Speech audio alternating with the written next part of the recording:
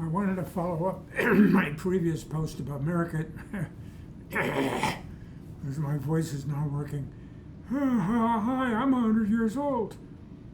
Merited Hierarchies last time, and but I wanted to first. It was just occurring to me how on YouTube, everything you look at YouTube, at least the stuff that's in my algorithm, is the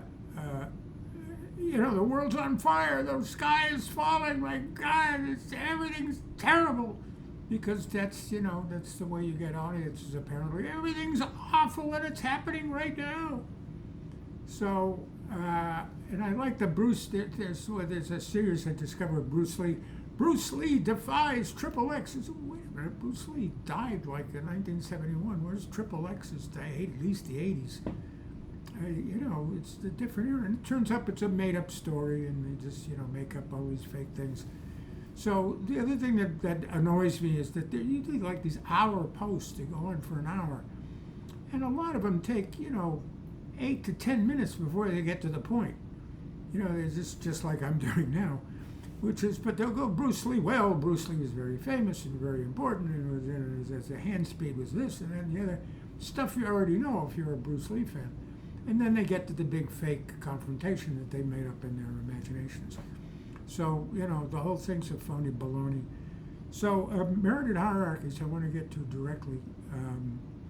The last time I spoke about, the communist and the capitalist, this phony baloney false dichotomy, which is, communists just want work not to suck, and capitalists want work not to suck.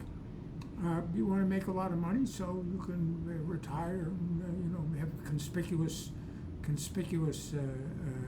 spending, so you can buy planes and yachts and show off how little you really have to work because you've got all this capital. So basically, the human story is work sucks, and the bosses have no problem with slavery. As a matter of fact, they put up a fight. They want you to be pretty much a commodity that you can sell like beef or sheep or cattle, because they're way smarter than you are, and we're just all these. We're just made to serve their delirious, egotistical needs, and that goes for the guys like Stalin and Mao. These are crazy, batshit crazy egotists, and it goes for these great capitalists that. They get guilty and they get, philanthropic.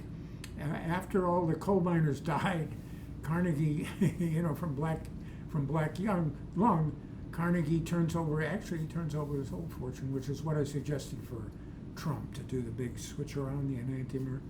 So he should the only way he's going to bail out his reputation is by a complete, finding Jesus and becoming the complete opposite of what he is.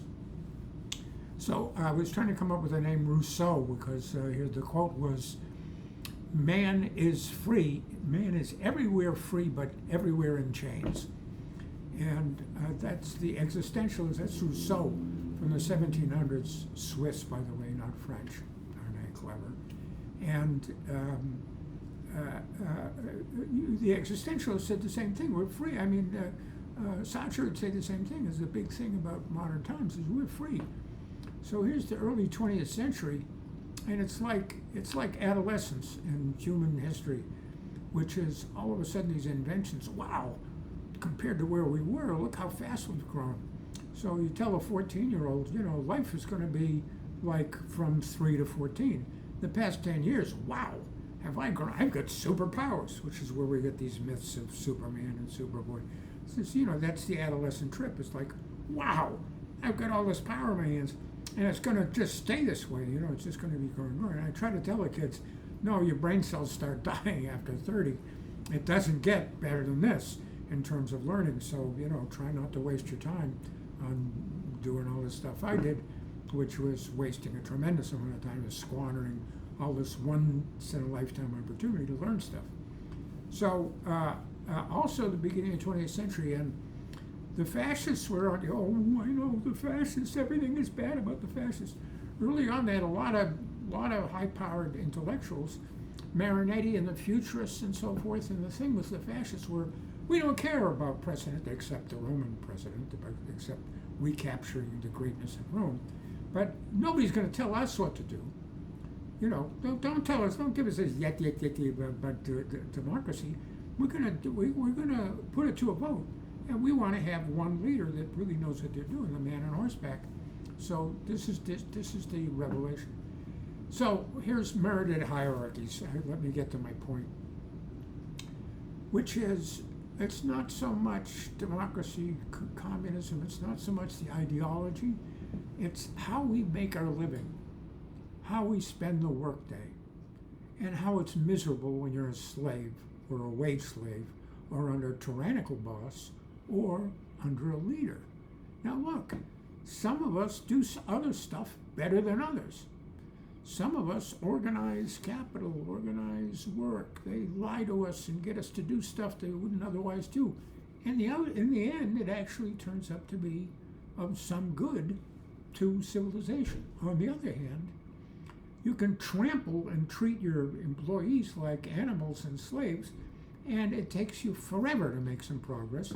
Plus, you have boom and bust, like you have with capitalism. Everybody gets just deliriously greedy, grabs all for themselves under this religion, this ethic of individualism, and the golden. We're all snowflakes, but we're all snowflake kings of the universe in our own imagination.